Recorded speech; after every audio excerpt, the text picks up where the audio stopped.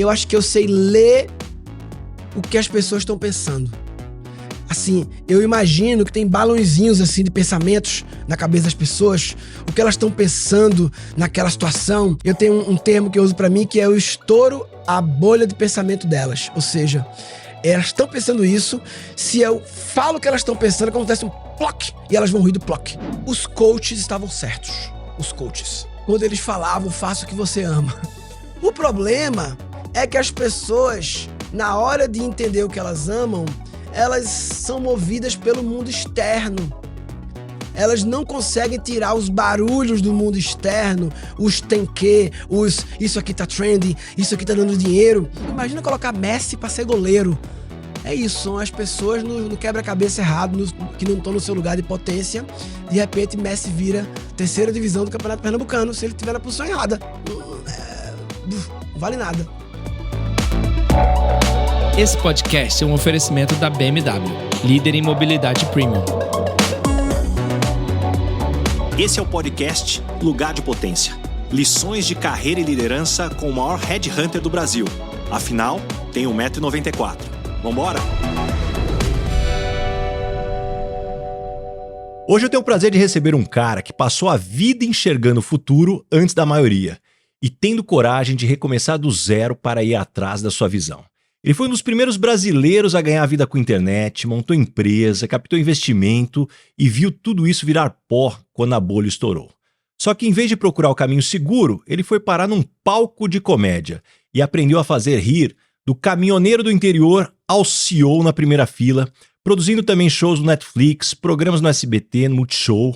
E da comédia, recomeçou mais uma vez, passou 3 meses no Vale do Silício estudando futurismo e voltou para ensinar criatividade para centenas de milhares de pessoas.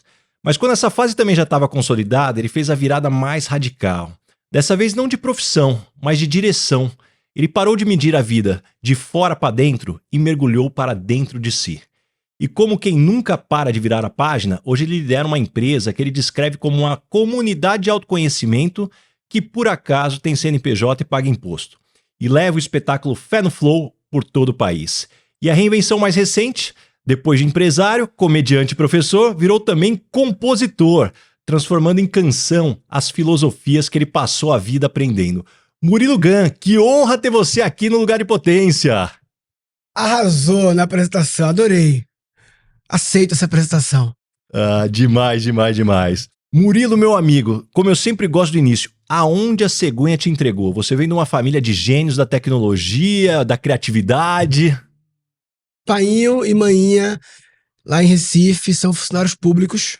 Maninha é médica, servidora pública lá no hospital. E painho da fazenda, auditor da fazenda, painho. Mas com um lado B de escritor, de poeta, de boêmio, de líder de grupos de poesia. Painho era aquele boêmio que tinha os encontros de poetas da rua, do bar, do não sei o quê, do Recife, que ele movimentava desde antes de eu nascer. Ganhou prêmios de poesia no Recife. Hoje em dia tem 70 livros de poesia publicados, Painho tem. Então teve essa vida paralela de servidor público e de artista, poeta, organizando congressos de literatura no Recife. Eu tenho um irmão mais velho, Claudinho, 5 anos mais velho. Então fui criado num lar de servidores públicos, mas com um pai artista e bem diferente.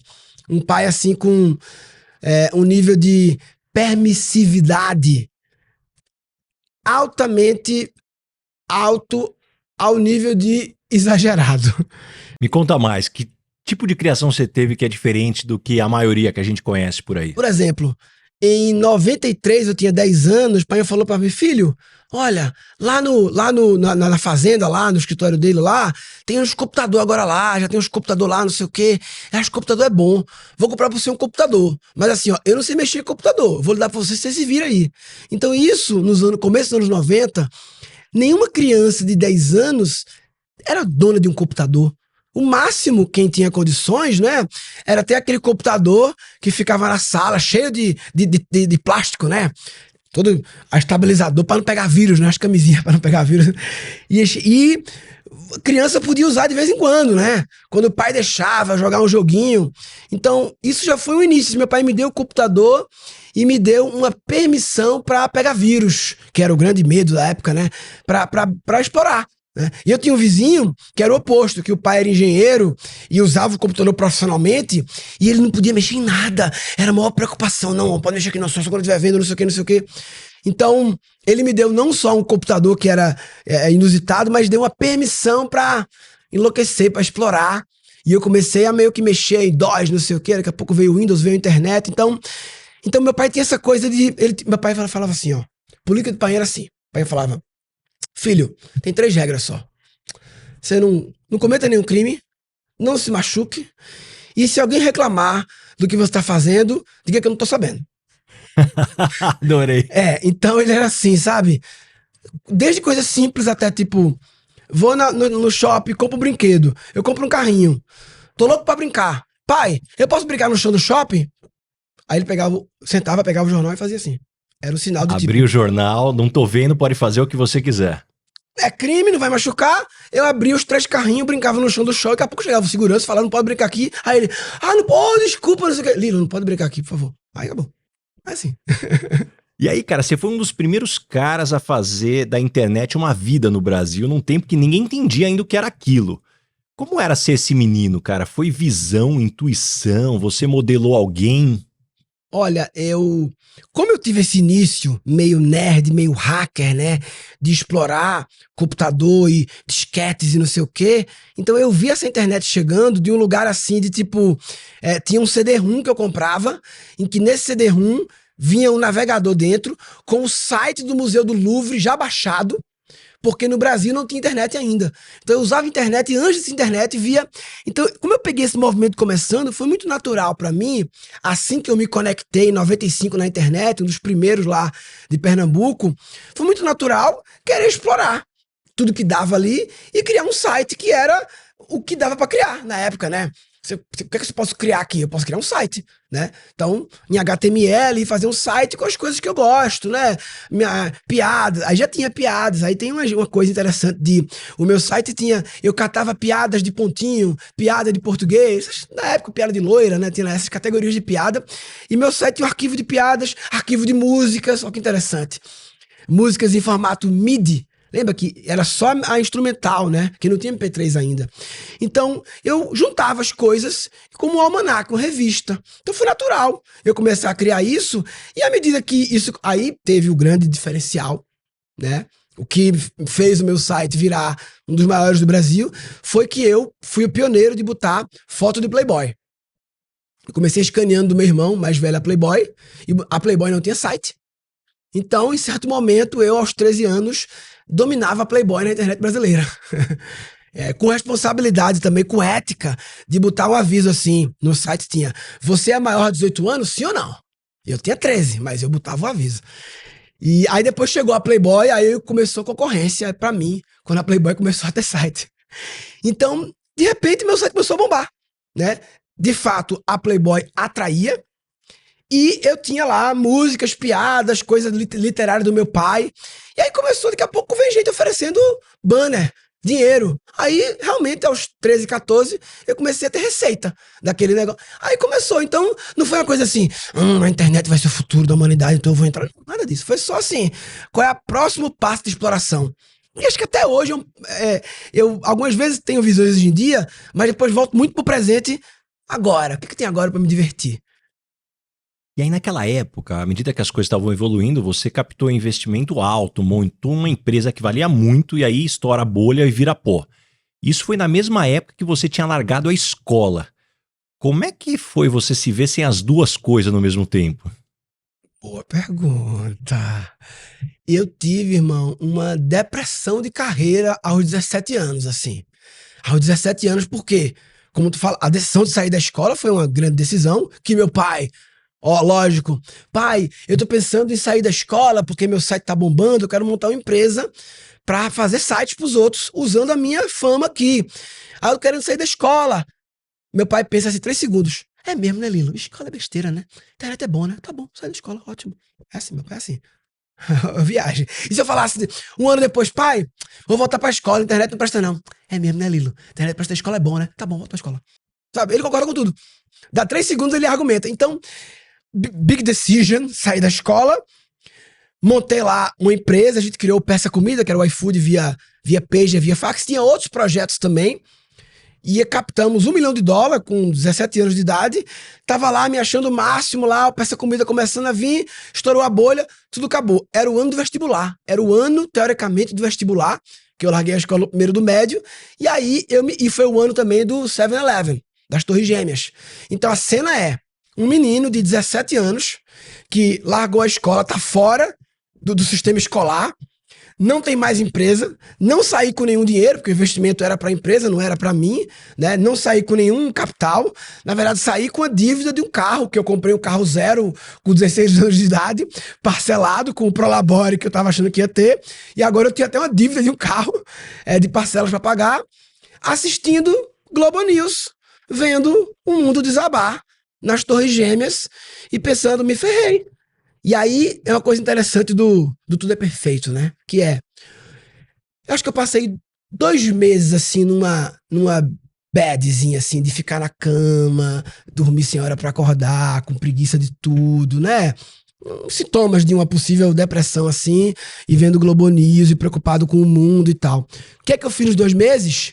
Eu assistia compulsivamente fitas VHS de stand-up, de Jerry Seinfeld, do programa dele, da sitcom, né? E de Friends. Então eu via comédia. Nesse tempo que abriu na minha vida, por eu não ter nada, eu ficava vendo comédia.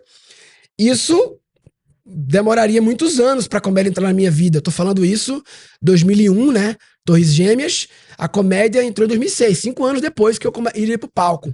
Então, até que um dia, o turning point foi que eu tava assim, como é que eu vou entrar na faculdade? Porque antes eu ia ser o próximo Bill Gates. Aí tudo bem não ter faculdade. Mas agora, que eu não vou ser mais o Bill Gates, eu preciso de faculdade. Eu preciso, né? Naquela época, né? E eu não tenho... Aí, beleza, vou fazer supletivo. Pra acabar, pelo menos, a escola. E vou procurar uma faculdade meia boca. É isso. Eu, o menino prodígio da internet, que ia ser o Bill Gates, CDF, vai ter que se contentar com a faculdade de segundo escalão, digamos assim, né? Não vou conseguir entrar na federal, na estadual.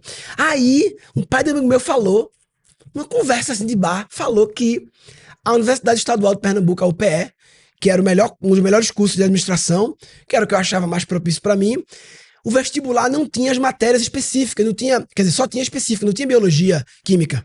Eu acabo que não fez ensino médio, não tem como fazer uma prova de química. É impossível, não ia saber nada. Mas o resto dá, né, irmão? Geografia, nós. História a gente desenrola, né? Inglês a gente desenrola. Só não dá pra desenrolar física, né? E matemática faz o cursinho. Quando ele falou isso, eu falei, oxi, então eu vou fazer. Administração, na UPE, fiz supletivo, vou fazer. Aí, acordei da minha depressão, assim, e passei uns 3 meses focado, cursinho, não sei o que, vestibular, passei. Aí a vida, digamos, eu voltei pro prumo do caminho normal de um jovem, né? Entrei na faculdade no ano que era para entrar na Faculdade Estadual Maravilhosa, administração, beleza. E aí comecei uma nova jornada, que era uma empresa de fazer sites também, outra, bem prestação de serviço, agênciazinha web. Foi minha faculdade inteira isso. E aí você descobre a comédia como linguagem. Eu vejo que da mesma forma que você tinha descoberto a programação antes, agora você está descobrindo a música. O que a comédia te abriu para ver no mundo que talvez você não via antes? Comédia na minha vida. A comédia, ela traz um novo olhar, né? A lente do comediante é uma lente que ele não quer... Ele quer ver os problemas da humanidade, as oportunidades, mas ele não tem a intenção de resolvê-los. Ele tem a intenção de piorá-los. Ele tem a intenção de zoar, de botar de cabeça para baixo e tal. Então, a comédia me deu uma vida, porque antes eu era o quê? Um sócio de uma agência web que queria vender site em Recife. As empresas fazendo sites, sistemas, eu queria vender sistemas. Então, meu olhar era muito limitado para como é que tá o site daquela empresa? Tá bom, tá ruim, vou abordar, não vou. Era um comercial, atendimento. Então, meu olhar tava ali. A comédia fez com que tudo fosse pauta pra minha vida. Tudo é pauta. Antes a pauta era só site, não tem site, não sei o que, sistema. Agora tudo é pauta. Tudo é pauta. Qualquer coisa. Eu me via assim num lugar de tipo... Eu posso trabalhar hoje aonde? Eu posso ir num açougue. Porque no açougue vai ter coisa pra ver. Eu posso ir na igreja. Eu posso andar de metrô. Eu tinha carro, mas andava de metrô quando eu fui pra São Paulo, né? Pra poder fazer piada. Então me trouxe assim uma vida de que tudo é meu escritório, todo lugar é meu trabalho. É só olhar o mundo, canais. Quero ver aquele canal que vende tapete, que é aquele que vende joia, aqueles canal de televisão, o canal que vende boi. É isso. Eu tô trabalhando aqui vendo o canal do boi, porque eu tô fazendo piada com boi. Então me trouxe essa vida. A comédia, eu fiquei paralelo um pouco, né, com a minha agência web e fazendo comédia lá em Recife, até que uma hora eu fechei a empresa e fui pra comédia. E aí, meu olhar de headhunter, olhando para habilidades, eu acho que tem um lado maravilhoso de fazer show para caminhoneiro do interior, para dona de casa, para CEO. O que talvez fazer esses shows para plateias tão diferentes darem risada te ensinou sobre se comunicar com qualquer pessoa? Interessante. A minha escola foi muito bar, né? O barzinho, né? Povo bêbado, né? Eu aprendi a me comunicar, assim, em ambientes de muitos desafios, né? Bar com poucas pessoas bêbadas, garçom passando, ambientes de muita distração. Então, eu acho que o que eu aprendi é eu acho que eu sei ler o que as pessoas estão pensando. Assim, eu imagino que tem balãozinhos assim de pensamentos na cabeça das pessoas, o que elas estão pensando naquela situação, o que elas estão pensando se eu tô no bar e aí o garçom derruba um copo, e aí eu sei que elas estão pensando porque elas olharam, né? E aí eu tenho um termo que eu uso pra mim que é o estouro a bolha de pensamento delas. Ou seja, elas estão pensando isso, se eu falo o que elas estão pensando, acontece um ploc, e elas vão rir do ploc de eu ter pegou o que elas estão pensando. Então, é isso que eu tenho em comum entre todos os públicos. É uma coisa que eu fui desenvolvendo de sentir a vibe, os pensamentos que estão no ar e dar o ploc no pensamento. E aí a pessoa... E aí, o que é? Eu tenho um repertório de piadas. Sei lá, eu tinha umas 4 horas de piada. Piadas desenvolvidas por mim que são testadas. Em cada show... eu fazia um pré-roteiro de acordo com o público, né? Mas também na hora sentia, de acordo com os balãozinhos que eu tô vendo, qual é o ploc. Eu vou pegar aquela ali, essa aqui é boa, ploc, essa aqui é boa, ploc. E aí eu vou indo. Então acho que é isso que eu desenvolvi de ser temáticas do cotidiano, né? Você vê, quando você faz a piada pra mais popular e que todo mundo entende, pra ser interessante pro, muitas vezes, CEO, como tu falou, é só meter KPI no meio. Você mete o KR no meio, não sei o que, entendeu? Que já é, sabe? Já... E a KPI é fácil, riu ou não riu também. Sim, é isso, é. E você, comediante, depois você vai pra criatividade. Tem uma diferença entre largar uma coisa que deu errado e largar uma coisa que tá dando certo. Como que é você por dentro para tomar a decisão de largar o que tá dando certo, segundo os KPIs do mundo? Sim. Esse é o ponto central da história, né? O conceito de dar certo, de estar dando certo. Porque uma coisa, ela estourou a bolha da internet, mesmo que você queira, não vai rolar. Não dá, vai rolar, sim. O conceito de dar certo, né? Que as pessoas se espantam também assim, né? Quando eu mudo, algo tá dando certo. Hoje em dia, de uns anos pra cá, eu tenho mais clareza de uma coisa que eu fazia intuitivamente, que é assim, pra mim, e dar certo a palavra que eu cheguei é entusiasmo. Acho que os coaches estavam certos. Os coaches estavam certos. Quando eles falavam, faça o que você ama. Eles estavam certos. O problema é que as pessoas, na hora de entender o que elas amam, elas são movidas pelo mundo externo. Elas não conseguem tirar os barulhos do mundo externo, os tem que, isso aqui tá trending, isso aqui tá dando dinheiro. E aí elas são movidas pelo externo. Ou seja, elas não obedeceram os coaches. Esse é o problema. Os coaches estavam certos. As pessoas que não obedeceram os coaches direito. A instrução dos coaches. E aí eu chamo esse faça-ama de entusiasmo. Que é assim, é como se tivesse uma inteligência que fala no teu coração, uma faísquinha de que esse é o caminho, e se tu conseguir silenciar, esse é o desafio, silenciar as interferências, as distrações, as vozes de painho, de manhinha do tio, as comparações com um amigo que tomou aquela decisão e agora ele tá aí com o carro X, todas as histórias, os trending, silenciar tudo pra ouvir essa faísquinha te guiando. E aí eu só vou atrás dela, da faísquinha. Vou atrás dela, sem nenhum apego a isso que tá dando certo. Dando certo é a faísquinha. Não tem faísquinha, tá dando errado. Não importa o ROI que esteja dando. Não tem faísquinha, não é. Essa é a minha premissa. Que existe essa guiança que dá essa faísquinha que vai e você tem que silenciar. Então, em todos esses momentos da comédia, a comédia eu estava apresentando um programa de TV no Comedy Central.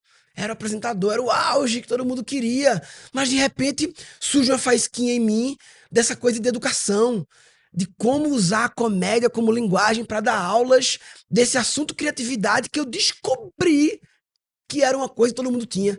Que eu achava que era só eu que tinha criatividade. Eu que era muito especial. E eu fiquei assim, meu Deus, as pessoas têm que saber disso. Criatividade é uma coisa que pode desenvolver. Ai, vai ser muito legal. Ai, vai ser muito legal. Eu vou criar um curso aqui, não sei o quê. Faísquinha. Que eu não chamava na época de faísquinha. Eu chamava apenas de eu quero e acabou. E aí vai, novamente agora, música. Ai, que legal, posso fazer música é muito legal, não sei o quê. É isso, vou embora nesse aí. iFood Benefícios vale pro seu time, pra sua empresa e é aceito em qualquer lugar. Aceita que vale mais e contrate já. Mas quando você faz essa mudança de algo que até então as pessoas puxam internet, é o visionário, o próximo Bill Gates, criatividade. Pô, o cara tá na educação, antes stand-up comedy, mas todo mundo viu o tamanho do negócio que isso se tornou no Brasil. Quando você começa a descobrir outro caminho através da faísca, esse tipo de mudança tem um custo. Muita gente começa a te julgar que você enlouqueceu e você mesmo começa muitas vezes a ficar até perdido. Como atravessar esse julgamento sem voltar talvez correndo para o que era seguro? Vou pensar agora no que tá correndo agora, né? No que tá correndo agora. Eu comecei a fazer músicas e cada vez que, a cada nova mudança, eu tô mais observador, né? Dos movimentos, da resistência, né? Aí houve resistência agora. Até a resistência da minha esposa, né? Que ficou assim, amor, sério mesmo, música, amor, não sei o quê. Até ela no começo ficou assim.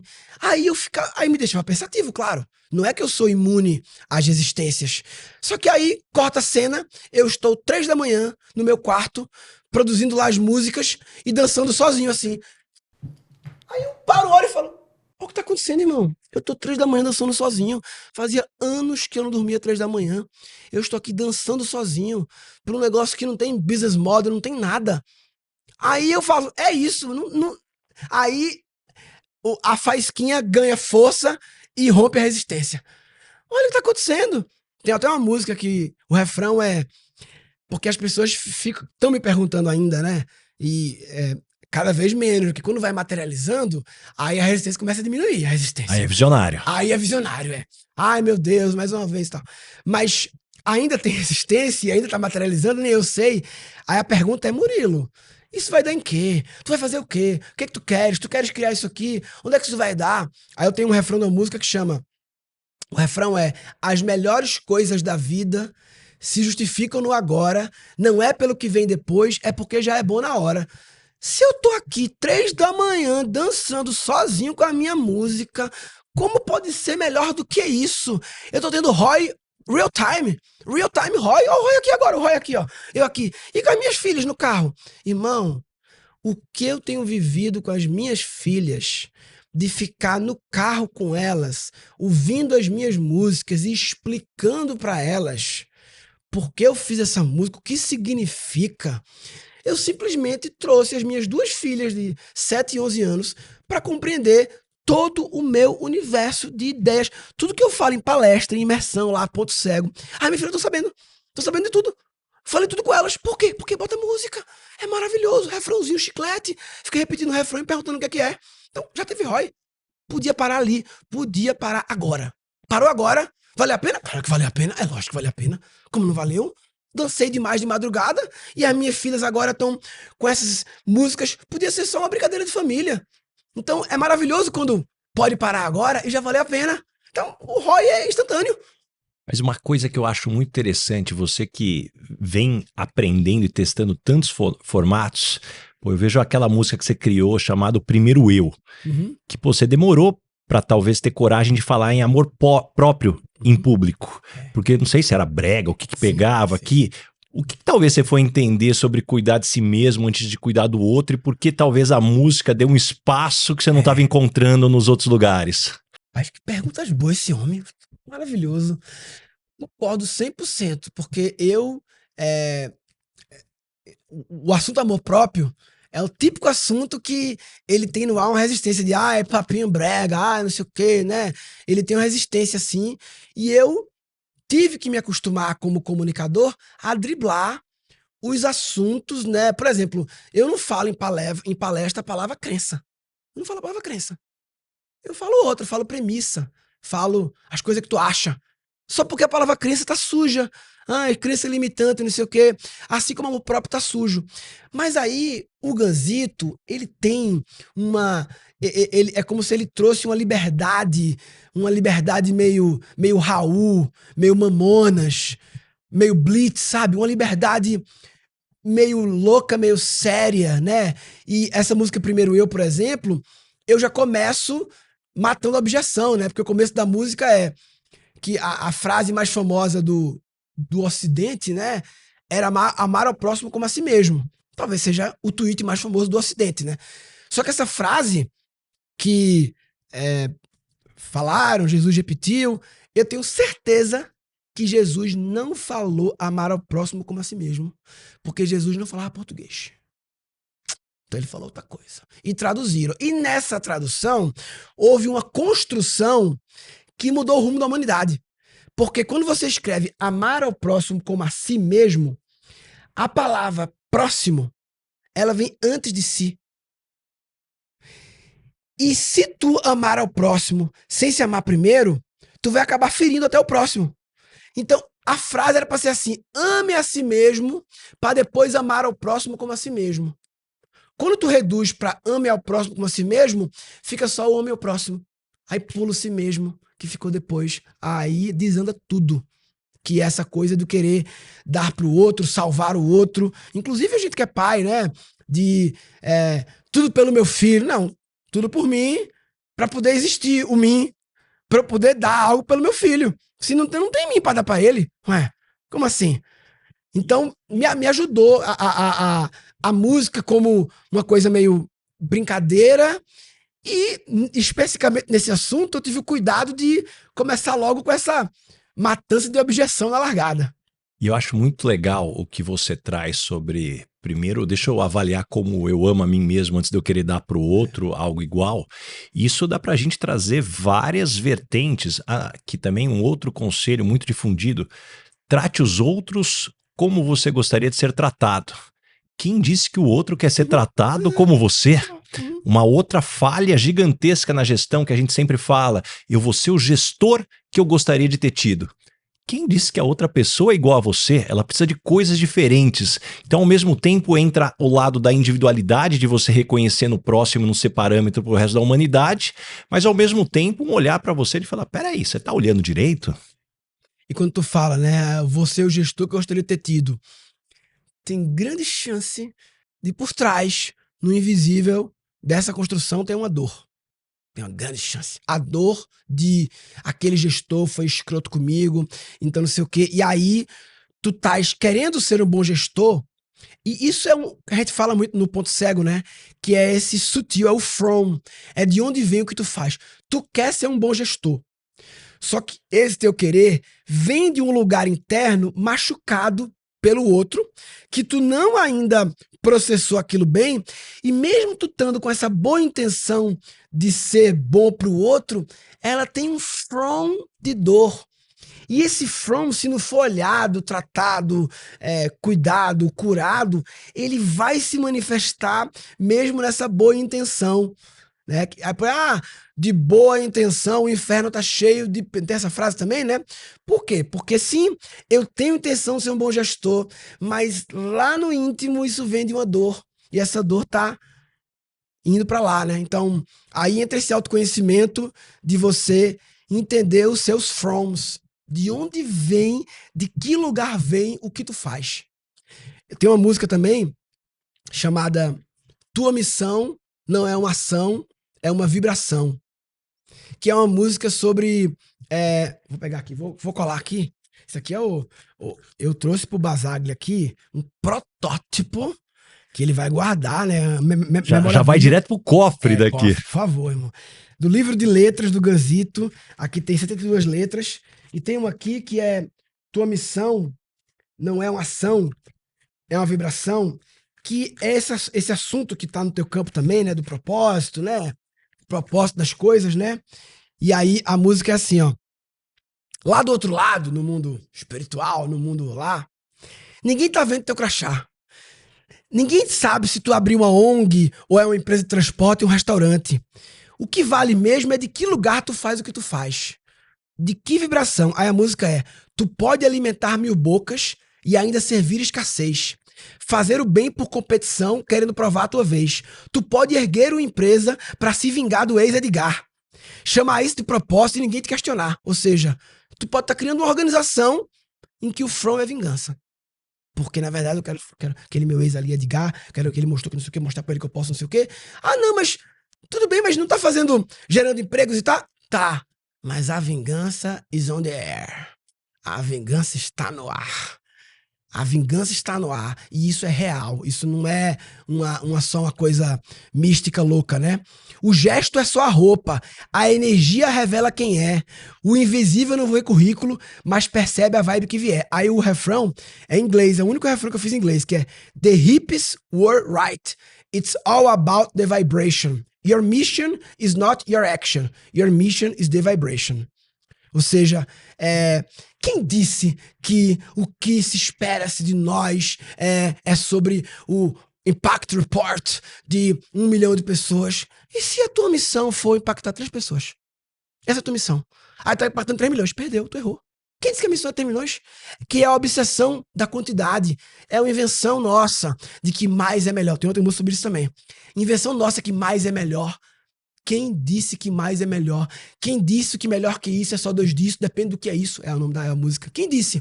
Melhor do que isso é só 2 disso? Depende do que é isso. Se o isso for ruim, 2 disso é pior ainda. Então, uma vez uma pessoa que faz uma coach financeira assim, me falou: Murilo, eu queria dicas para escalar meu negócio, porque eu acho que eu faço muito bem de ajudar as pessoas com o dinheiro, com a energia do dinheiro. Eu quero escalar. Por que tu quer escalar? Ah, para aumentar meu impacto e tal. Espera aí. É para aumentar o impacto. E se tiver um cliente, o ministro da Economia? É um puto impacto, não é não? Tá satisfeita? Ela? Ah, não sei o quê. Então vê se tu quer impacto mesmo ou se tu quer números. Tu estás na premissa que não é verdade divina de quanto mais melhor. Ou tu quer volume? Tu quer Instagram? Tu topa ficar sem Instagram, discreta, atendendo os 3 maiores executivos de finanças do Brasil, que tem 1 milhão de funcionários juntos? Não tá ótimo esse impacto, não? Tu vai ganhar dinheiro também, um contrato bom com eles. Aí tem que ver. Então, vê qual é o teu from, de verdade. E tem um outro ponto que liga com o que você está dizendo. E muitas vezes, quando eu estou fazendo palestra, semana passada eu estava numa palestra de um grupo de jovens, e aí perguntando aí, qual é o propósito de vocês, né? E aí veio aquelas frases bonitas: meu propósito é mudar o mundo, puxa, não, vamos transformar a humanidade. E aí eu perguntei: mas tá arrumando a sua cama?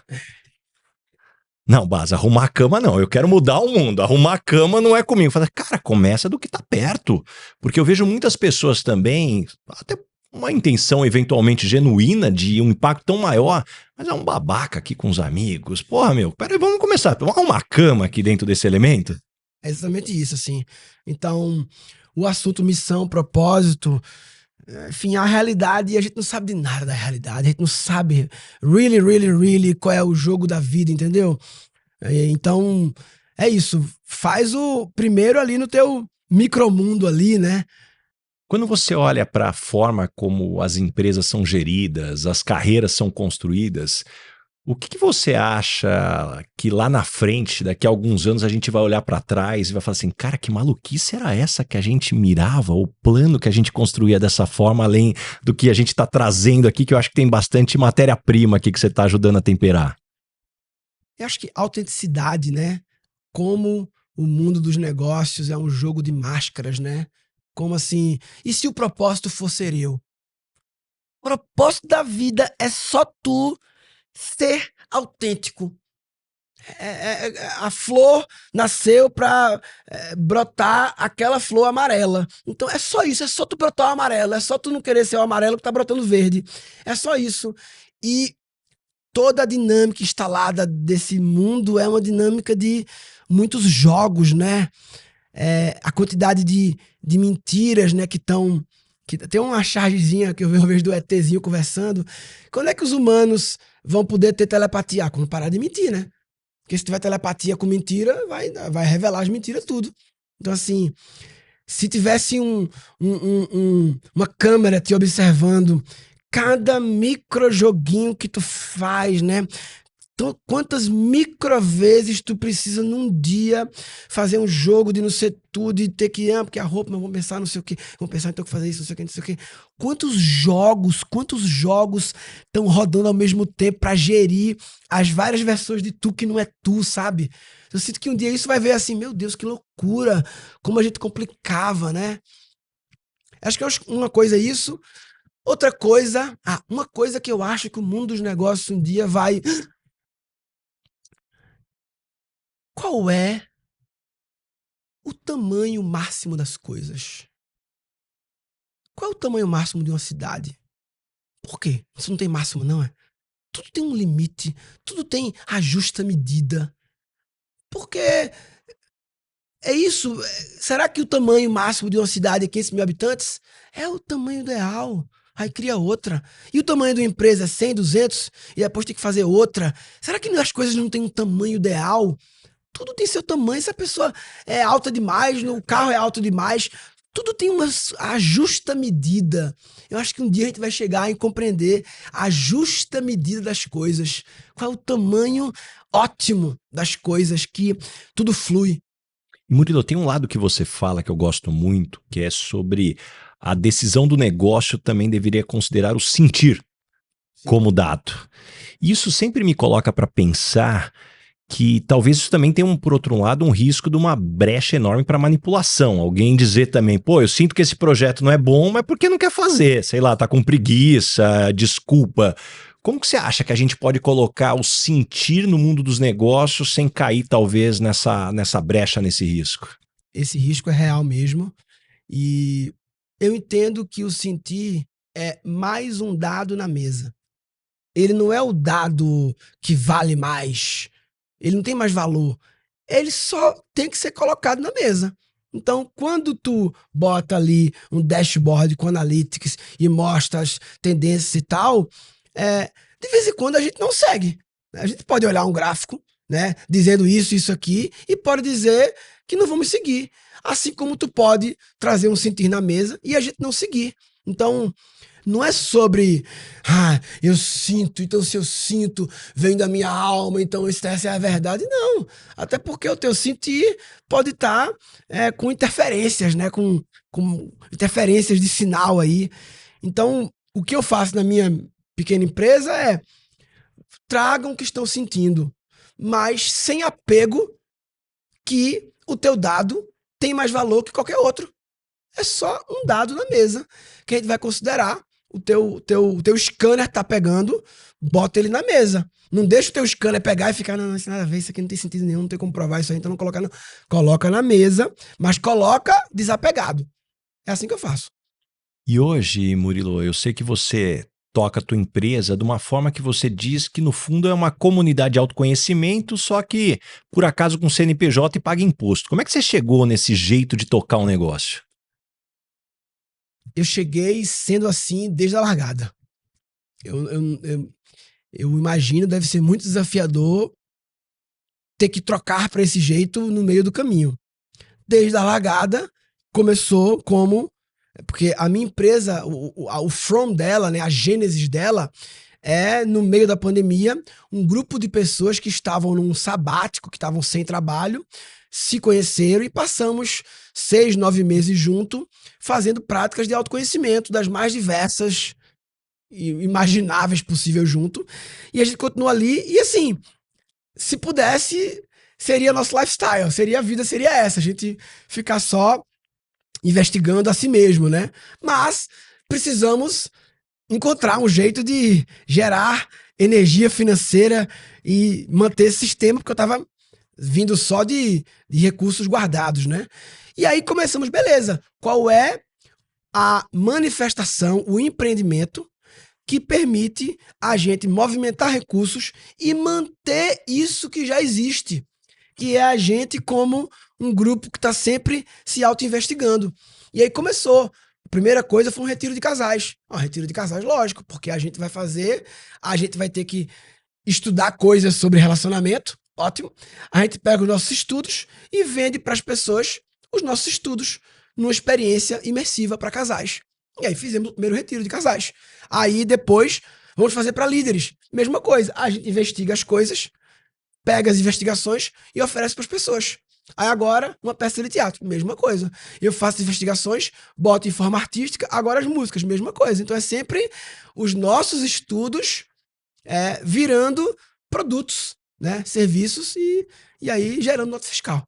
E nessa construção tem um ponto que me chama muito a atenção e eu acho uma beleza fantástica, que você conheceu a Dani num caminho já traçado, direito, concurso, na época como namorada, e ela te apoiou em alguma dessas transformações e depois ela mesmo, transformação, ela foi dos bastidores agora para protagonista com você e muito do que vocês fazem. Como é que vocês dois construíram essa relação em que cada um faz o outro maior? Olha, o que eu vi a minha esposa, eu assisti de camarote, assim, é claro que ela também assistiu a minha transformação de camarote, mas é porque a dela foi mais rápida, assim, mais de um extremo para outro, né? Que Dani era extremamente tímida, né? Eu tinha um conteúdo que eu fazia lá 20 anos atrás, no começo do YouTube, que era eu fazendo piada na televisão, e aparecia só o pé dela, que ela tá lá no YouTube, ela não queria aparecer. E de repente ela começou um caminho de autoconhecimento, primeiro que eu, assim, ela foi na frente. E acho que a explicação é um florescer mesmo, é ver uma flor assim, virar uma coisa assim colorida, maravilhosa, um galinho virar do meu lado. Foi um processo que ela sempre puxou essa jornada de autoconhecimento, de se interessar por coisas existenciais ou espirituais ou invisíveis, né? Ela sempre puxou, até hoje ela puxa, e até hoje ela vai sempre mais longe, assim, a coragem que eu tenho de ir pra fora, ela tem de ir pra dentro, assim, sabe, fazer mergulhos. Eu falo, não, Rainha, isso eu não vou não, isso eu não tô preparado pra esse mergulho aí não, isso aí é demais pra mim. E teve uma fase que foi assim, em que me deu medo de ela não precisar mais de mim, sabe? Porque a certo momento, né, ela tinha uma dependência, né? Uma dependência, eu era o provedor, né? Tinha uma dependência financeira e também, né, eu era o cara que fazia as coisas, né? E aquele florescer dela teve uma fase assim de que eu tive que desapegar, né? E confiar, né? Então, teve uma fase assim de, caraca, irmão, ela agora não precisa mais de mim. Não precisando de mim, será que ela continuou comigo? Então, isso durou, assim, um ano, assim, E foi parte do meu amadurecimento também, né? É engraçado, né, dizer isso hoje, eu nunca imaginaria dizer isso lá atrás, durante os 15 primeiros anos com a Dani, que eu quero estar mais com ela agora que ela não precisa mais estar comigo. Eu acho ela mais legal ainda agora, sabe? Como se ela é isso, ela é um ser, aqui eu sou outro ser, a gente se encontra e constrói coisas juntos, mas ela tem uma individualidade hoje em dia forte, poderosa, mas foi um processo até chegar nisso. Agora isso traz um desafio adicional, que é vocês trabalharem juntos. Que combinados vocês fizeram em casa, seja na macarronada de domingo ou no dia a dia do trabalho, para que uma coisa não interfira na outra, ou é misturado mesmo e dá certo? Olha, a gente não tem limites muito assim estabelecidos, tipo, não, chegou em casa, não fala trabalho, né? Não, tiver no quarto, não fala trabalho. Algumas vezes sim, né? Situacional, né? De dizer, sei lá, você tá num lugar e tá jantando e alguém puxou assunto, o outro pode falar, não queria falar essas coisas agora não. Ok, mas não é uma regra. Você tá no restaurante ou tá na cama, não temos essa regra. Temos um combinado, inclusive está se manifestando nesse momento agora, que é sempre, a palavra que me vem é sempre apego, né? Não, é sempre estar atento quando a gente se apega às coisas. E para mim, apego, tem uma música sobre isso também, sobre apego. O apego é o apego do ego. É onde o ego mora. Porque o ego, vou ler aqui exatamente como é que é. O ego, ele não tem uma poesia assim, o ego não é do mal. Essa coisa de, ego não é do mal. O ego, ele serve para viabilizar a experiência individual dentro da unidade da existência. Ou seja, existe um todo, e para poder eu ser eu e tu ser tu, e viabilizar até eu falar meu eu, cria-se o ego. O ego é como se fosse a franquia divina. Entendeu? É a tua franquia divina, é o teu ego. É a tua franquia do todo. Pra gente poder se relacionar. O problema é quando a gente se hiperidentifica demais. Então, o ego, ele viabiliza as palavras eu, meu, minha, para poder se comunicar. A gente começa a se apegar às coisas, segurar coisas que já passaram, formas que eu criei, eu começo a me identificar como sendo isso sou eu.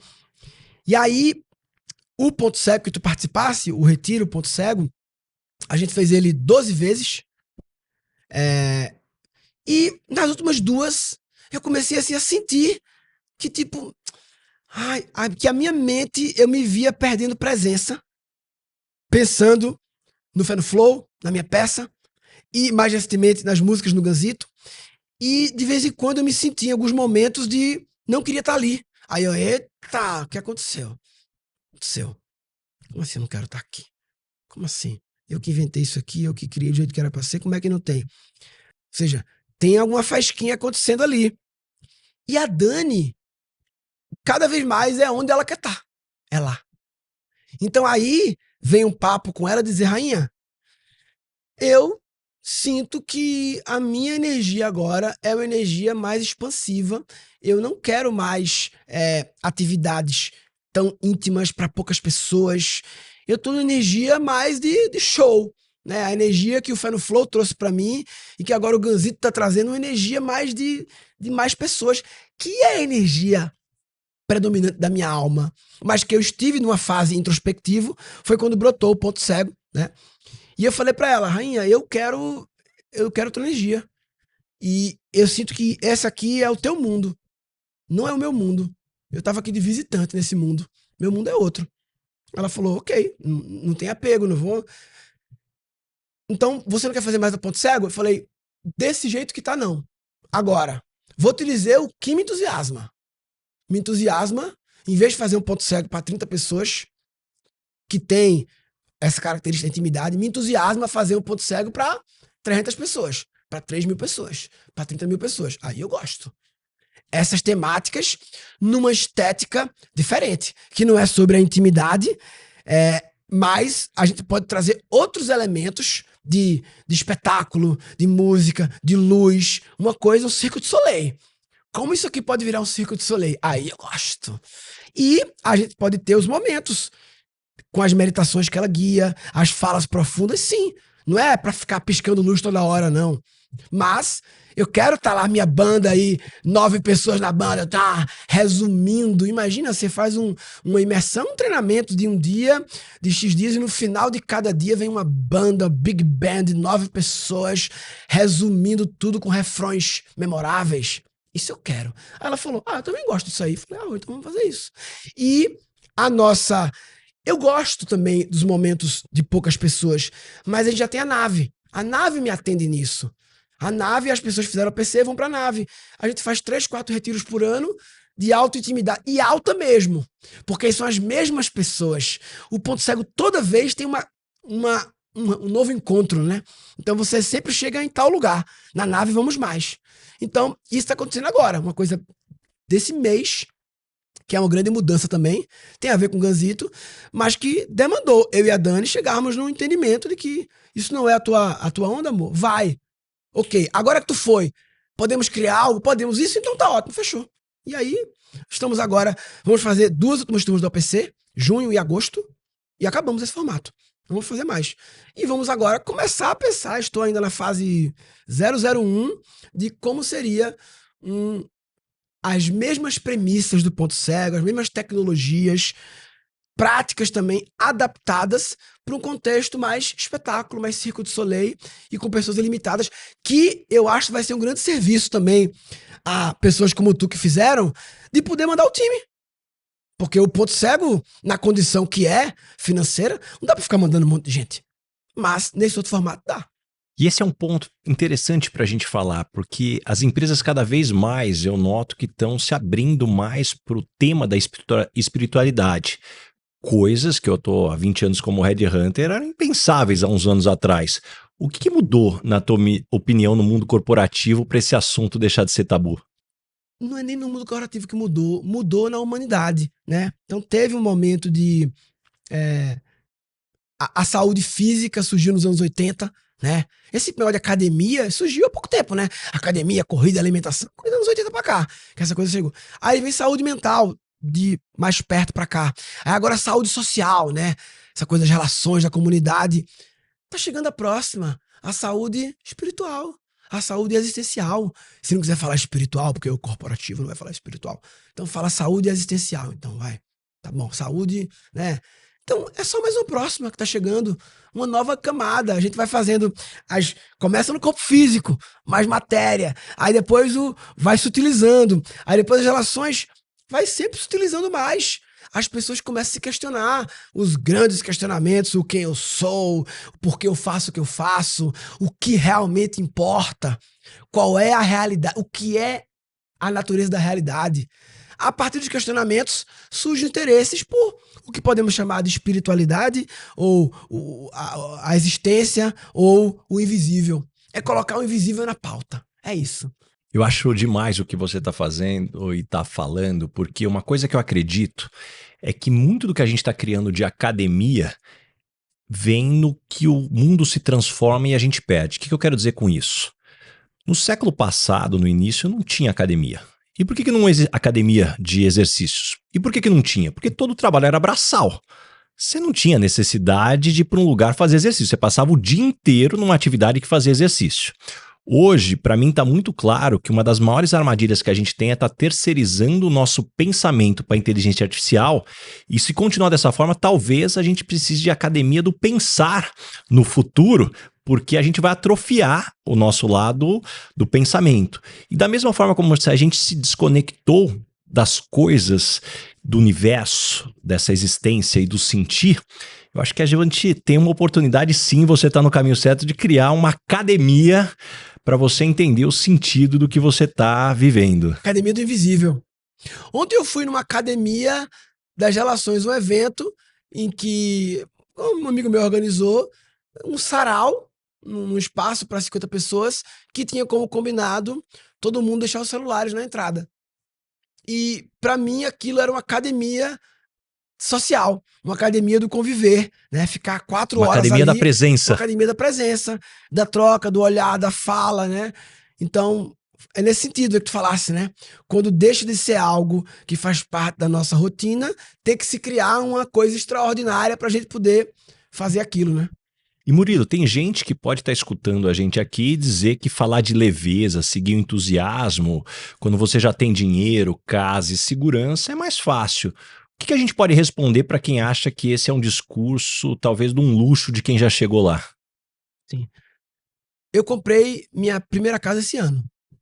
Então, eu tô com essa discussão há muito tempo sem ter casa. Vou começar. Então, assim, eu sinto que quando você está no nível de sobrevivência mesmo, assim, com as necessidades básicas, você tá focado em atendê-las e acabou. Realmente não tem esse papo Não tem esse papo de leveza, de entusiasmo. Ou pelo menos eu não sei se tem, porque eu não vivi um nível de sobrevivência visceral. Então, pode até que tenha. Se alguém descobrir, me avisa, né? Mas eu não sei, que eu não vivi. Mas quando você tem as necessidades básicas atendidas, é aquela Maslow, Pirâmide né? de Aquela Maslow. história, né? De Maslow, né? Que eu descobri um deles que Maslow nunca fez uma pirâmide. Ele tinha as Maslow- teorias, alguém encaixou Alguém que depois. desenhou como pirâmide, né? Eu adoro essas coisas de tipo assim, verdades, né? Verdadeiras, que alguém fala não é. Eu falo, como assim não é? O cara não fez pirâmide? Como assim Maslow não fez pirâmide? A pirâmide de Maslow não foi Maslow que fez a pirâmide. Mas é uma coisa que faz muito sentido. Então, eu concordo, tem que estar com necessidades básicas atendidas para poder você começar a buscar um design de vida com leveza. Senão, você tá na dureza. E para alguém que quer começar a ouvir mais o próprio interno e talvez menos o barulho de fora, talvez qual que é o primeiro passo prático que a gente poderia deixar para as pessoas para fazer ainda essa semana? Se alienar um pouco. Se alienar. Eu acho engraçada essa palavra. Tem uma música sobre isso também, sou alienado, porque a gente fala que quando a pessoa não tá acompanhando as notícias, não tá acompanhando a Globo News e os sites, as coisas, ela tá alienada. O que é que os aliens acham disso? Esse termo pejorativo, alienado. Os aliens que estão vendo tudo da perspectiva super ampliada, aí chama alienado o termo pejorativo de quem não tá entendendo as coisas. É o contrário. Alienado é quem tá entendendo. Por quê? Porque grande parte do que a gente entende como estar bem informado é barulho, é distração. Então, acho que o primeiro passo para ouvir mais o interno é fazer uma redução 80-20 de coisas desnecessárias da vida. Excesso de notícias, essa obsessão de acompanhar todos os acontecimentos, essa novela de tudo que está acontecendo em todas as áreas, no esporte, na política, na economia, e não sei o quê, na cidade, no bairro, tudo. Não, acompanhar menos. Estar, em vez de você quer estar bem informado, quer estar bem. Então, é silenciar um pouco, é ter momentos de silêncio, é tirar aquela TV que fica ligada com barulho de background atrás toda hora, é ficar um pouco mais em silêncio, né? Então, eu acho que esse é um passo importante. Tirar desde o celular, né? Tá com o celular aqui na mesa, tu estás trabalhando, estás conversando aqui com alguém, e o celular tá aqui, ele tá virado. Se notificar uma coisa, uma notificação que der, só aquela piscadinha, aquela notificação irrelevante, mas só em piscar, a gente tá aqui, ó, eu vi ali a piscadinha, eu já perdi presença. Isso é uma distração. A piscadinha, que eu nem coloquei a mão, tira a piscadinha. Quantas piscadinhas dessa estão na tua rotina? São tiradores de presença, porque é na presença que tu vai ouvir mais. Então, a gente já é presença. É só tirar o que não é, que fica o que já é. Então, eu diria isso. O primeiro passo faz uma análise de tudo que dá para tirar da tua vida. Faz experimentos. Porque quando fala assim, não quero tirar o futebol da minha vida. Não, faz o seguinte, tira por 30 dias. Se tu não é capaz de tirar, de ficar 30 dias sem ver nenhum futebol, eu já passei 2 anos sem ver futebol, e eu adoro futebol. Mas como experimento começou com 2 meses, aí eu falei, tá bom, gostei. Tô gostando desse experimento. Sem Globoesporte.com? Tá ótimo esse experimento, quero mais. E como é sem notícias? Vou ficar alienado. Experimenta 1 mês. 1 mês. O mundo não vai acabar. 1 mês. Sem nenhuma notícia. O que acontece? Tu quer mais? Então faz mais.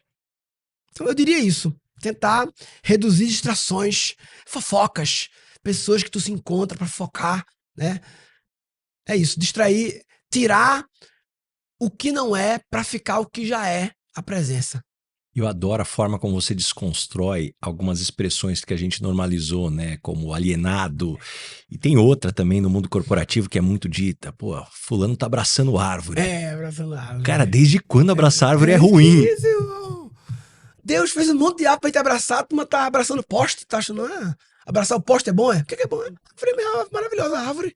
Eu gosto porque a linguagem, ela não só descreve o mundo que a gente vê, a gente vive no mundo que a gente descreve. Então, o cuidado com a palavra, com como tu usa, eu tenho uma música sobre metáforas também, as metáforas que tu usa, né?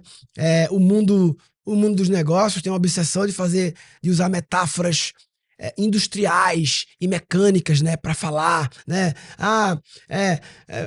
Tem que a todo vapor. A todo vapor, irmão. Que metáfora é essa? Quer humanizar as coisas? Vamos lá, o time tá a todo vapor. Vapor, imagina a energia dessa metáfora vem de um lugar das indústrias. Porque me parece um negócio meio já datado, né? Já bem antigo, né? Mas tá incorporado na linguagem. Não, o time tem que moer, tem que acelera aí. Tudo mecânico, motor, indústria, né? Então, tô apertando os parafusos aqui do time pra poder... Apertando os parafusos do time? Que linguagem? Não é só um jeito de falar. Não, mas o jeito de falar é tudo. Não é só um jeito de falar. É o jeito de falar que constrói a realidade. Tem algo aqui que eu gostaria que você explicasse para quem está nos escutando, nos assistindo. Você tem tatuado aí com você o Tudo é Perfeito. E eu adoro também uma metáfora que você fala da vida é como ir para Disney. Me conta um pouco mais essas ideias, o que ajudou a entender sobre como a gente vive. Tudo é perfeito. É um jeito de ver a vida que parte de uma premissa de que nós, com a nossa limitação dos nossos sentidos, que nós não estamos captando a realidade toda. A gente não está vendo Wi-Fi, não está vendo Bluetooth, ou seja, existe muito mais realidade do que a gente consegue perceber. Existe um mistério aí, além da nossa compreensão. Com essa premissa em voga, eu entendo que existe uma perfeição nos acontecimentos da vida, que não é uma perfeição no sentido de eu gostei, eu acho legal, é o que eu quero. É uma perfeição no sentido que tem uma inteligência, além da nossa compreensão, em que se está acontecendo na tua vida isso, é porque deveria estar acontecendo isso. Como é que eu sei? Porque está acontecendo isso. Ué, não tava. É o que é. Então é essa aceitação de que a vida é o que é. Eu encontrei outra frase depois, que também virou uma música, que é: se não é bênção, é lição. Uma outra forma de falar o tudo é perfeito, mais fácil de... O perfeito tem um... Como assim perfeito? Perfeito? Não, aquilo aconteceu comigo, nada é perfeito. Se não é bênção, é lição. A vida sabe o que faz. Deus não cochila jamais. Tudo tem sua razão, se não é bênção, é lição. É o refrão da música. A vida sabe o que faz. Deus não cochila jamais. Tudo que acontece está na jurisdição divina. Tudo tem uma razão, se não é bênção, é lição. Se tu não achou ótimo, se tu não achou maravilhoso, tem uma aprendizagem para tua alma. Que algumas vezes a gente demora, porque algumas vezes são coisas muito desafiadoras, mas quantas pessoas que viveram situações bizarramente desafiadoras, envolvendo familiares, mortes, falam 20 anos depois que, uau, aquilo mudou o rumo da minha vida e fez isso aqui acontecer e tal, não sei o quê. Quando me perguntam assim, Murilo, que conselho tu daria pra tu mesmo, 20 anos atrás? Eu falo, nenhum, né? Vai que eu dou um conselho, eu mudo o rumo, eu não tenho minhas filhas. Não quero não muda nada. Então, se tu gosta dos teus filhos, tuas filhas, então tem que aceitar a perfeição de tudo que aconteceu na tua vida, que se muda um pouquinho, tu não tem elas. E o conceito de Disney, conta pra gente. É uma metáfora que eu fiz uma vez de... Tem um assunto que é um assunto pouco falado, né? Que é morte, né? A minha esposa adora estudar esse assunto. É engraçado, né? Que ele não é simples, né? Esse assunto, ele é meio assim. E aí eu fiz uma metáfora uma vez que é assim... A gente quando vai pra Disney, a gente quer viver emoções, né? A gente quer sentir medo. A gente quer ir no elevador. Pra sentir... Aí para. Aí depois quer sentir alegria. Pode ser tristeza lá no musical, né? A gente quer sentir emoções extremas, né? Mas depois quer voltar pra casa. Ninguém quer ficar na Disney todo dia. Todo dia ir no elevador do terror, um atrás do outro, não. Aí não. Então eu fiquei pensando uma vez assim, e se vir pra Terra, e se o único motivo pelo qual a gente topou encarnar na Terra é porque garantiram pra gente que ia ter a morte. Mas garantiram. Porque, assim como quando eu vou pra Disney, eu tenho a garantia que eu vou poder sair da Disney. Porque eu não quero falar o tempo todo. Quero viver emoções, mas quero garantir que eu vou voltar pra casa. Então, talvez, a gente veio pra terra. Porque garantiram pra mim um contrato. Ó, irmão, eu vou morrer mesmo, né? Ó, não me deixe lá muito tempo, não, irmão. Pelo amor de Deus, viu? Ó, 80, 90, não inventa muito mais que isso, não. Pelo amor de Deus, eu quero voltar pra aqui, pra casa. Não, tá aqui, ó, garantido. Vai ter morte, irmão. É? Então eu vou. Você se envolve com as histórias, experiências e aprendizados que eu compartilho aqui em cada episódio? Então pense no efeito transformador dessas lições aplicadas na sua equipe. Conheça mais sobre a minha palestra Lugar de Potência acessando o link na descrição do episódio. Não só inspire, mas revolucione o potencial do seu time. Murilo, chegamos agora no momento Headhunter. Qual que é a pergunta que você sempre faz nas entrevistas quando você vai contratar alguém para o seu time? Eu sempre pergunto muito sobre entusiasmo. O que te entusiasma? Eu gosto de perguntar assim, se tu tivesse o gênio da lâmpada aparecesse e falasse, me fala, o que você quer fazer? Todas as possibilidades estão disponíveis. O que você quer fazer? O que entusiasma a tua alma? Eu sempre pergunto isso, sobre o que entusiasma a pessoa, sabe? O meu mundo de headhunting é muito diferente do teu. Porque, assim, a minha empresa é pequena, são 20, 25 pessoas ali, uma rede de pessoas, talvez umas 35 com alguns parceiros, assim, mais próximos. E, assim, uma empresa que tem 4, 5 anos, né? E todas as pessoas... Eu nunca abri um processo seletivo. É sempre, assim, do campo, né? Então, não tem essa coisa de processo seletivo, tem aqui 5 pessoas, vêm ser entrevistadas uma depois da outra, assim... Eu já vivi isso na minha empresa lá atrás, em outros Murilos, mas hoje em dia a minha empresa ela vai evoluindo. Quer dizer, eu falei evoluindo, eu falei crescendo. Porque eu não sei se eu quero crescer, no sentido crescer. Eu não tenho nenhum indicador em que amanhã eu quero estar com mais pessoas ou nem mais faturamento. Foi planejamento do próximo ano, o meu sócio, Rodrigo, que você conhece bem, que é o cara mais da gestão, né? Ele sempre quer aumentar faturamento. Eu falo, não tem que aumentar mesmo esse ano? Não pode diminuir, não. Diminuir esse ano? Quem sabe diminuir? Ó, interessante também. E que tipo de pessoa não dá certo trabalhando com você? Sabe uma coisa que a cultura da minha empresa, mano, a minha esposa instalou um sistema invisível na minha empresa em que expele pessoas que fazem jogos. Mas como isso é detectado na empresa? Como detecta, sabe? Jogos assim, as pessoas que estão insatisfeitos com alguma coisa, aí querem encontrar parceiros de reclamação, né? Esses joguinhos assim de fofocas ou de reclamações, de deixar a minha organização assim, ela tem uma sutilidade mesmo, né? Que parece que o invisível vem pra cima. Então, no fundo é sobre autenticidade, sobre verdade. Eu acho que tem uma cultura e um invisível que quem não tiver sendo verdadeiro assim, né, meio que já revela muito rápido, sabe? Sabe que uma das coisas que eu falo muito em palestra, que uma das coisas que mais destroem a performance das empresas, a famosa DIVA, não sei se você já ouviu falar da DIVA, Departamento de Informação da Vida Alheia, rádio peão, rádio corredora, fofoca, cara, isso destrói não só empresas, famílias, amizades, aquele velho conselho que a gente recebia na 4ª série, olha pra frente que a prova é individual, cara. Quem se compara se frustra, então isso definitivamente em todos os lugares. Irmão, isso é muito sério, assim, sabe? Você tá atento de falar pra pessoa que tem que falar as coisas, inventar as triangulações, né? É uma coisa que na minha empresa isso se mostra, sabe? Quando acontece.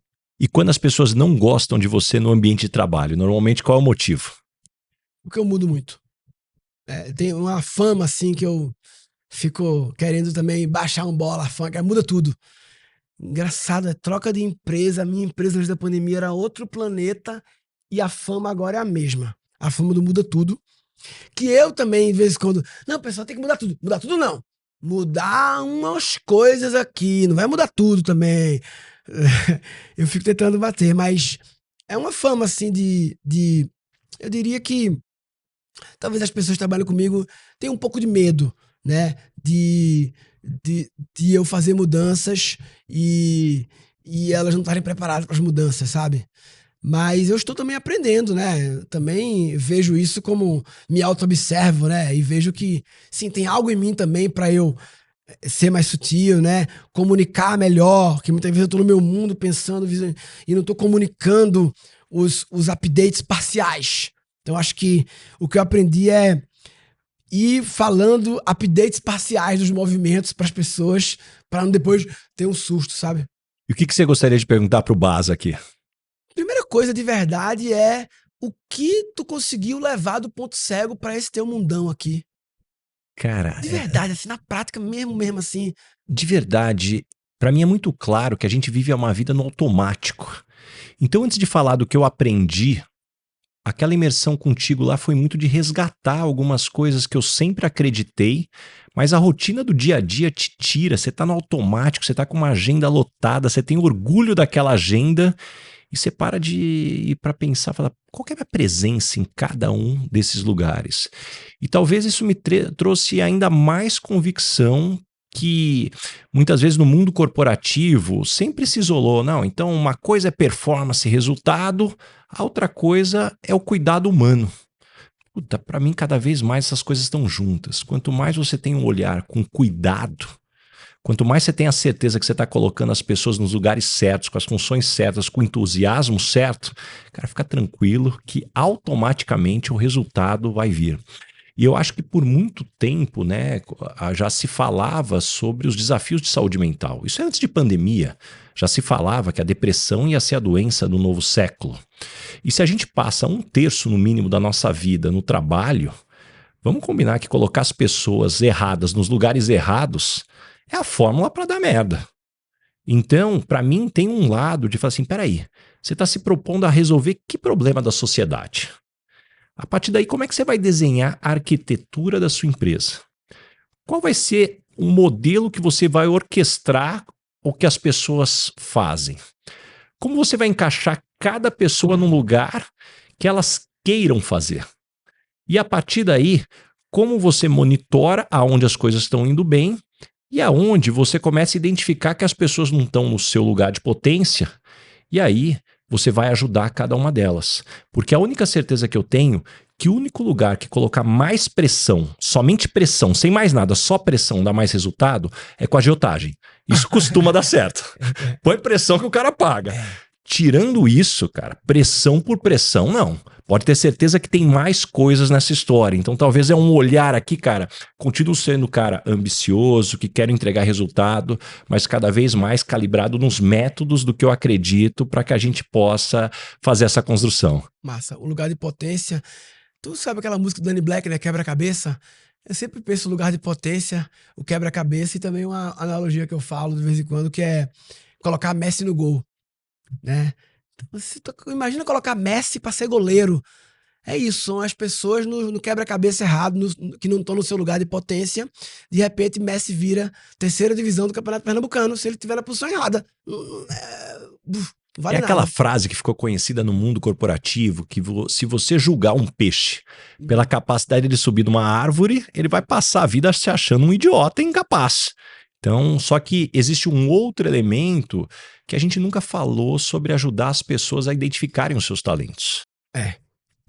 E para mim tem uma nuance interessante sobre descobrir os talentos, é que normalmente os nossos talentos estão nas coisas que a gente faz com tanta naturalidade, com tanta energia, que por ser fácil comparado com as outras coisas, a gente não dá tanta importância e a gente não é capaz de identificar.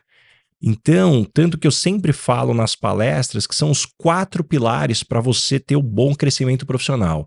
O primeiro é vitalidade intelectual, que é o termo cunhado por Stanford, que vitalidade intelectual é a sua curiosidade genuína com a capacidade de dirigir o seu aprendizado. Então, se eu vou escutar um podcast, se eu vou ver um vídeo do YouTube, se eu vou conversar com alguém, eu fiquei curioso, eu corri atrás. O segundo ponto é você aprender com os erros.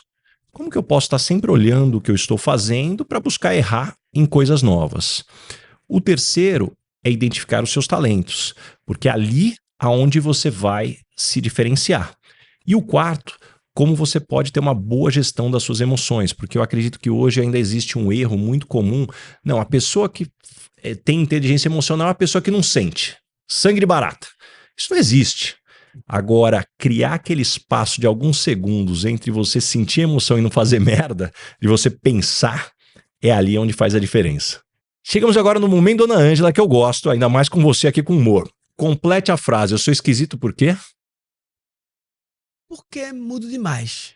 E qual que é a situação mais engraçada, perrengue que você já passou aí entre os projetos que você já conduziu? Uma memória assim meio antiga, assim, não sei se é a maior, mas uma memória antiga, assim, que veio assim, que foi... Eu fazia stand-up e nas empresas, muito corporativo, né? E sempre tem que saber a hora que vai entrar o stand-up, né? Que é o momento de entrar a comédia ali, né? Pra sentir que clima eu vou pegar. Porque as pessoas têm uma mania de falava assim, né? Murilo, vamos colocar você no jantar pra dar uma descontraída. Eu falei, pessoal, o jantar já é descontraído. Pra eu poder descontrair, eu preciso de uma contração antes, pra poder descontrair. Se o lugar tá descontraído e eu venho botar uma descontração, eu crio uma contração. Porque a turma tava descontraída no jantar, aí vem eu trazendo uma descontração que obriga o pessoal a contrair e me ver. Aí eu contraí, não descontraí. Então eu preciso estar contraído pra descontrair, senão eu não vou fazer o quê? E aí eu ficava sempre muito atento a isso, porque o bom lugar do comediante é o pior lugar, é o lugar mais chato. Qual é a palestra mais chata? Bota eu depois. Eu não quero na hora da celebração, eu quero na hora chata, pra eu poder fazer o contraste. E aí, a memória que me veio agora era um evento Campo Grande, em que era um fim de ano da empresa e ia ter uma premiação. Aí premiação é ponto de alerta, né? Porque quando começa a dar prêmio, a turma se exalta, ninguém quer comédia depois. Ganharam prêmio, ganharam não sei o quê, tá uma energia, não gosto de energia não, eu quero antes da premiação. Aí quando ela falou premiação, eu falei, não, premiação não, me bota antes, é melhor, não sei o quê, eu posso até apresentar a premiação depois e tal. Não, Murilo, mas é só um tablet e outra coisa lá. 2 prêmiozinhos só. Beleza, então. Então, beleza, não vai exaltar muito, não. Aí, parecia um filme. Sortearam o tablet. Beleza. Sortearam alguma outra coisa, beleza. Aí, quando acabou os 2 sorteios, que a mulher falou bem que ia ter, na primeira fila tava os diretores, os sócios lá. Um levanta e faz: eu quero dar um prêmio. Eu quero dar mais um prêmio aqui. Eu quero dar uma moto. Aí eu... Uma moto? A galera, uma moto aqui, vou dar. E sorteio, o cara ganhou a moto. Quando acabou a moto, o outro do lado falou, eu vou dar outra moto, só que agora com o seguro já 1 ano pago. Foi possível. Mano, parecia Os caras querem me filme. quebrar. Foram 5 motos. Cada uma com uma coisa a mais. Eu dou com capacete. Eu dou com seguro, capacete e PVA. Parecia que um roteirista fez uma piada pra mim. Aí quando chegou o último, o dono levantou e falou que ia dar um carro. Aí o ambiente pegou fogo. Porque aí, ó, cada pessoa que ganhou uma moto, as 50 pessoas ao redor delas, os amigos, estão tudo exaltados. Aí acaba o carro, vem pessoal, agora vamos ter Murilo Gavai. Não. E aí foi um show que eu me lembro que era pra fazer 45 minutos, acho que eu fiz 15. Porque não dava pra fazer. As pessoas estavam feito criança assim que ganhou muito doce, sabe? Que demais essa história. E caminhando agora pro final, o nome desse podcast é Lugar de Potência. Qual que é o teu lugar de potência? Que tipo de situação e ambiente pode jogar que você brilha? Um palco, eu gosto de palco. Engraçado, né, que falar isso tem uma pequena memória assim do campo de esse pessoal que só quer palco, né? Eu só quero palco mesmo. É isso que eu gosto, é palco. Eu gosto de palco, eu gosto. Hoje tem peça hoje à noite, vai no Flow. Eu gosto dali da emoção, não sei o que, de entra e de saber que vão rir, não vão rir. Agora com a banda, a gente fez 2 shows, adoro. Show novo, eu adoro estrear. Eu gosto de estrear. Eu gosto da sensação da estreia. A estreia, a primeira vez. Por isso que, assim, a minha peça foi no Flow. Cada dia tem um pouquinho de estreia, mas é claro que a estreia passou já. Já agora a banda não, eu tô essa empolgação. Então eu gosto de palco, eu gosto do meu lugar também é criar. O palco é a entrega, mas criar o que eu vou apresentar no palco eu também gosto demais. Eu gosto de criar histórias, narrativas, textos, roteiros, sabe? Aí, músicas, piadas, peças de teatro. Eu gosto de criar histórias, narrativas e entregá-las também. Tanto que eu nunca me interessei muito eu não sou muito cara do audiovisual, né? Eu sei escrever roteiros bem, mas o audiovisual você faz uma vez e fica gravado. Eu gosto de fazer. Talvez, se eu fosse fazer uma coisa, eu faria um programa ao vivo. Eu gostaria de um programa ao vivo, se fosse fazer televisão, sabe? E me conta uma verdade que as pessoas não costumam dizer e, na sua opinião, é fundamental para se ter sucesso. Quase sempre tu precisas de menos do que tu precisa. Quase sempre. Passando a sobrevivência, é muito comum as pessoas se perderem no a mais. No a mais do que realmente precisa. E aí daqui a pouco elas estão tendo que trabalhar loucamente para ter esse a mais. E aí entra num ciclo assim de mais, né? Vou finalizar então com essa música sobre o mais. Quanto mais é melhor. Que é a música assim: quanto mais eu compro, mais eu sou alguém. Quanto mais eu posto, mais eu fico bem. Quanto mais eu invisto, mais eu quero isso. Quanto mais conquisto, mais conquista eu cobiço. Porque o ditado já diz: melhor do que isso, só dois disso. Melhor do que isso, só dois disso. Mais dinheiro, mais vitória na pista, mais correria, mais peso na lista, mais fama, mais vaidade em serviço, mais isso, mais aquilo. Já virou feitiço. Aí vem um refrão: melhor do que isso, só dois disso. Depende do que é isso. Se for engano, é desperdício. Se for veneno, é malefício. Se for excesso, eu dou sumiço. Não me vendo mais pra isso. Aí o outro refrão: melhor do que isso, só dois disso. Depende do que é isso. Aí coisas boas agora. Se for silêncio, é propício. Se for cuidado, é compromisso. Se for amor, é benefício. Aí sim, eu quero mais disso. Sensacional! E o que você aprendeu nos últimos 12 meses, seja em conhecimentos ou habilidades? Essa coisa da música, né? Descobri que eu sou muito musical. Na comédia, eu era famoso por fazer repentes. Eu tinha, na comédia, vários textos. Durante muitos anos na comédia, no mundo corporativo. Tu viu aquele Meu Vida Estagiário, né? Aquele clássico? No final, tinha lá um repente que falava: eu sou dinâmico, dedicado, organizado, centrado, ágil, versátil. Que era, nem lembro mais agora, vários adjetivos de uma entrevista de emprego, né? Então, eu tinha essa coisa da repente, eu tinha várias, que eram uma assinatura minha, que era musical já. Então, eu descobri que eu sou muito musical, eu sou muito bom de essa musicalidade. Você vê, aqui eu li como se fosse um texto, e já é ótimo. Então, aí depois vem os músicos e fazem música por cima. Eu não sou um músico, eu sou musical. Sou um poeta musical. Então, isso eu tive essa clareza nos últimos tempos, e também que eu sou programador. Quer dizer, eu sempre fui programador, basicão, de HTML das antigas, mas programar com AI, o site do Ganzito, ganzito.com, tá top. E eu fiz sozinho. Mano, se eu chegasse a ver, não. O site ganzito.com, você entra lá, é tipo um Spotify, digamos assim, com as minhas músicas, e eu criei coisas que o Spotify não tem. Por exemplo, você tá vendo a música aqui, Quanto Mais é Melhor.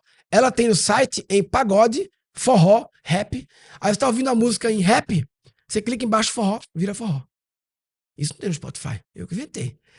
Se tu quiser saber um contexto daquela música, por que eu criei aquela música, aí em cima tem contexto do autor. Você habilita, aí começa a falar um áudiozinho que eu gravei.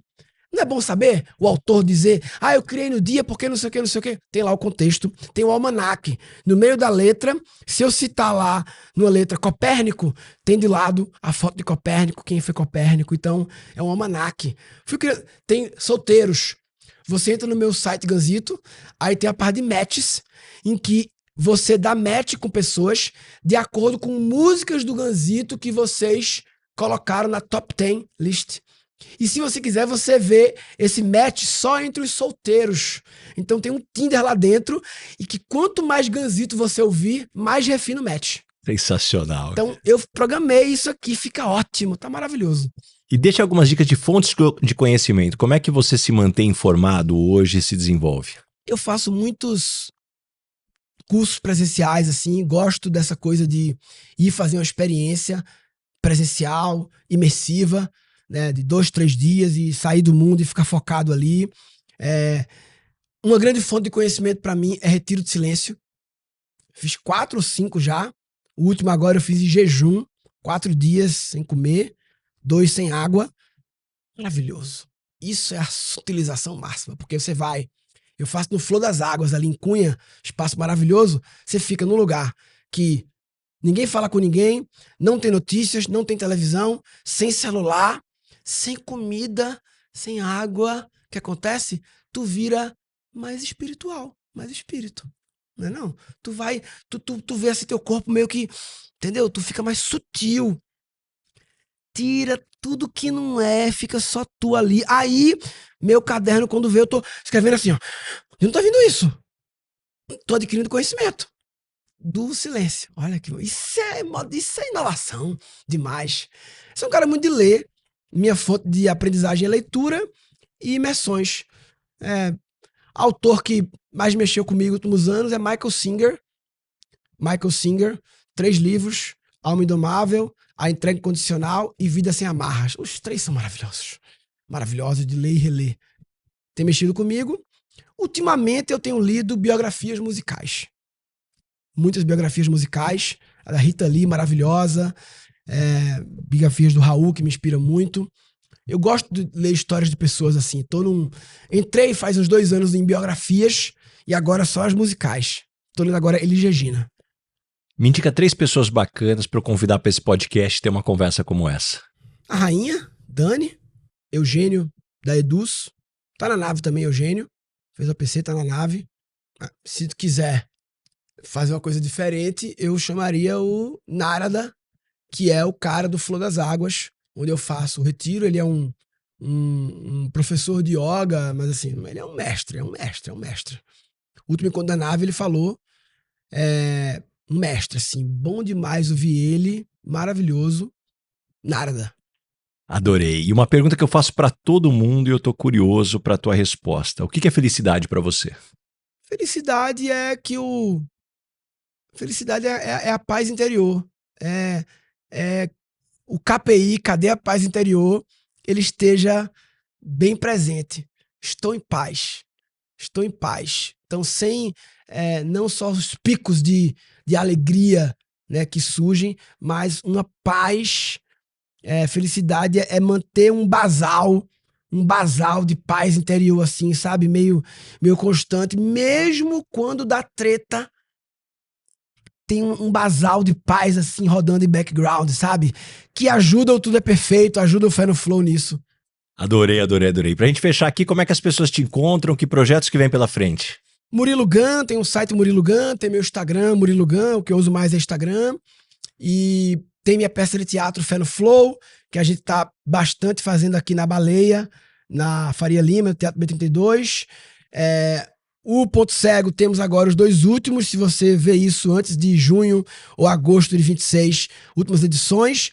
E esse OPC grande, que não tenho data ainda, tô chutando 1 e 2 de dezembro, hein? Tá no meu radar fazer esse OPC espetáculo, Circo de Soleil, OPC de Soleil. E o Ganzito, que é meu projeto musical, que a gente vai fazer shows públicos, fizemos 2 shows até agora, eventos fechados, shows públicos e também corporativo.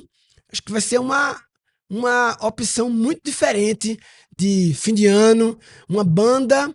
Eu tô me esperando muito na Blitz, sabe? A Blitz tem uma coisa teatral, cômica, só que com mensagem. É a Blitz com mensagem de Eckhart Tolle no meio do negócio, com o quê de Raul de Mamonas. É uma banda divertida, filosófica, com alto nível musical, músicos muito profissas, muito divertida, um espetáculo musical, teatral, palestra, difícil de escrever. Esse é Ganzito, dá pra ouvir já no ganzito.com, em breve nos streamings. Adorei.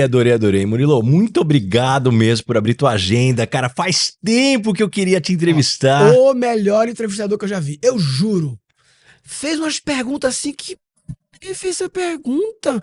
A pergunta do como eu me senti, quando eu tava sem empresa e sem escola. Tu pegou ali... Eu não sei se eu falei isso por aí alguma vez já, de onde tu pegou isso aí, mas foi ali, ó. Tu pegou um cerne ali, teve outra também. Maravilhoso. Obrigado, vim de você tem um peso especial. Acaba sabe fazer pergunta mesmo, viu?